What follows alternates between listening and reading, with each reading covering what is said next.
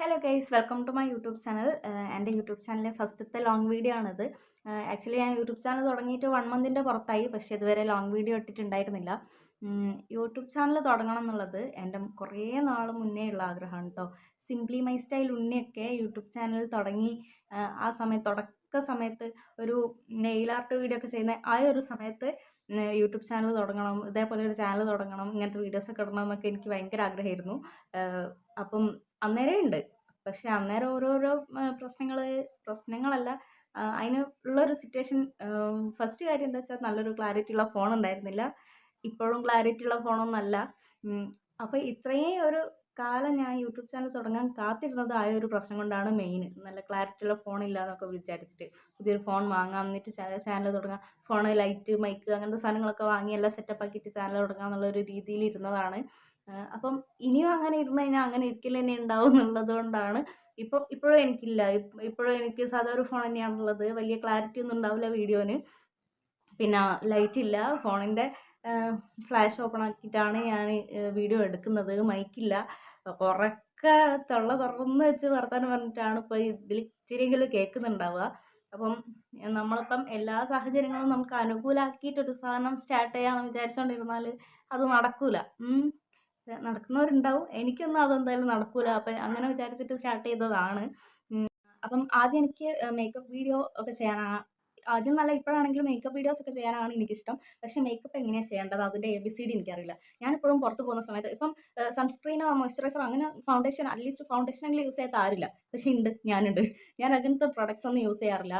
സാധാ ഒരു talcum powder use ചെയ്യും, പിന്നെ കണ്ണെഴുതും, പൊട്ട് തൊടും, വല്ലപ്പോഴും ഒരു ചന്ദനക്കുറിയൊക്കെ തൊടും. അതാണ് എൻ്റെ മേക്കപ്പ് എന്ന് പറയുന്നത്. അപ്പോൾ പിന്നെ അതൊക്കെ കാണാൻ വലിയ ഇൻട്രസ്റ്റ് ആർക്കും ഉണ്ടാവുമെന്ന് എനിക്ക് തോന്നുന്നില്ല. കാരണം ഇപ്പോൾ ഒരുപാട് പ്രൊഡക്ട്സ് വെച്ചിട്ട് പല മേക്ക് ഓവറും ചെയ്യുന്നതാണ് യൂട്യൂബേഴ്സൊക്കെ. അപ്പം ഒരുപാട് പേര് അതിനുണ്ട്. അപ്പോൾ പിന്നെ എൻ്റെ വീഡിയോസിനൊന്നും വലിയ ഇതുണ്ടാവില്ല. അതുപോലെ മേക്കപ്പ് പ്രൊഡക്ട്സ് വാങ്ങിക്കാനാണെങ്കിൽ നല്ല കോസ്റ്റ്ലിയാണ്. അപ്പം തൽക്കാലം ഞാൻ അത് എഫോർഡ് ചെയ്യാൻ പറ്റില്ല എന്നുള്ളതുകൊണ്ടാണ് അങ്ങനെ ഒരു വഴി നോക്കാതിരുന്നത്. പിന്നെ എന്നും ചെയ്യുന്ന ഒരു കാര്യം എന്ന് പറയുന്നത് കുക്കിംഗ് ആണ്. പിന്നെ വിചാരിച്ചു കുക്കിങ്ങിൻ്റെ വീഡിയോ തന്നെ ഇട്ട് തുടങ്ങാമെന്ന് വിചാരിച്ചു. അപ്പോൾ ഇപ്പോൾ എൻ്റെ ഷോർട്സിലൊക്കെ കുറേ കുക്കിംഗ് വീഡിയോസ് ആണ് ഉണ്ടാവുക. പിന്നെ 1-2 സ്റ്റിച്ചിങ് വീഡിയോസ് ഉണ്ട്.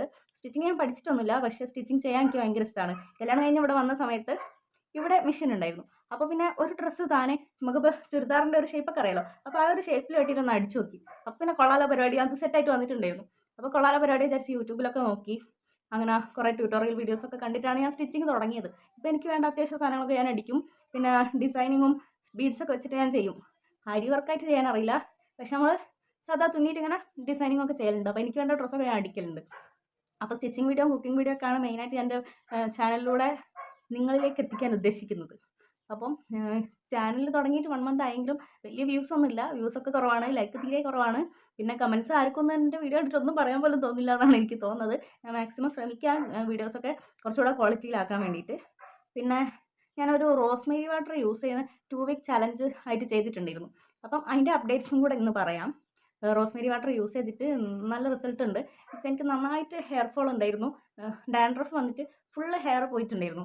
അപ്പം നെറ്റിമേലൊക്കെ എന്താ പറയുക, ഒരു തരിശു ഭൂമി പോലെ ആയിട്ടുണ്ടായിരുന്നു. അപ്പോൾ ഇപ്പം അവിടെ കുറച്ച് ആളും എനിക്കൊക്കെ വന്ന് തുടങ്ങിയിട്ടുണ്ട്. നിങ്ങൾക്ക് കാണാം. ഇതേ നന്നായിട്ട് എനിക്കിപ്പോൾ നെറ്റിമേൽ ബേബി ഹെയർസ് വരുന്നുണ്ട്. ഞാൻ മാത്രമല്ല, ഹസ്ബൻഡ് യൂസ് ചെയ്യുന്നുണ്ട്. ആൾക്കും ഇപ്പം ഹെയർ നന്നായിട്ട് ഉണ്ടായി വരുന്നുണ്ട് കേട്ടോ. അപ്പോൾ റോസ്മേരി നിങ്ങൾക്ക് ധൈര്യമായിട്ട് വാങ്ങുക, എന്തായാലും റിസൾട്ട് ഉണ്ടാവും.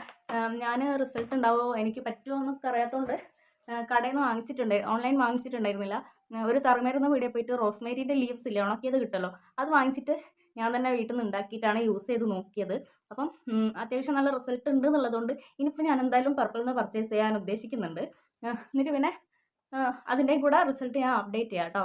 എൻ്റെ ഷോർട്സ് വഴിയോ അല്ലെങ്കിൽ ലോങ് വീഡിയോ ആയിട്ടോ എങ്ങനെയെങ്കിലും ഞാൻ അപ്ഡേറ്റ് ചെയ്യാം. അപ്പോൾ റോസ്മേരി വാങ്ങിക്കാൻ ഉദ്ദേശിക്കുന്ന ആൾക്കാർ, വാങ്ങിക്കണോ വേണ്ടയോ കൺഫ്യൂസ്ഡ് ആയിരിക്കുന്ന ആരെങ്കിലും ഉണ്ടെങ്കിൽ ധൈര്യമായിട്ട് വാങ്ങിച്ചോളൂ. അത് നന്നായിട്ട് എന്താ പറയുക, നല്ല റിസൾട്ട് ഉള്ള സാധനമാണ്. പിന്നെ നമുക്കിപ്പം ഹെയറിൽ സ്കാൽപ്പിൽ വാട്ടറായിട്ട് ഇങ്ങനെ സ്പ്രേ ചെയ്തിടുകയാണല്ലോ.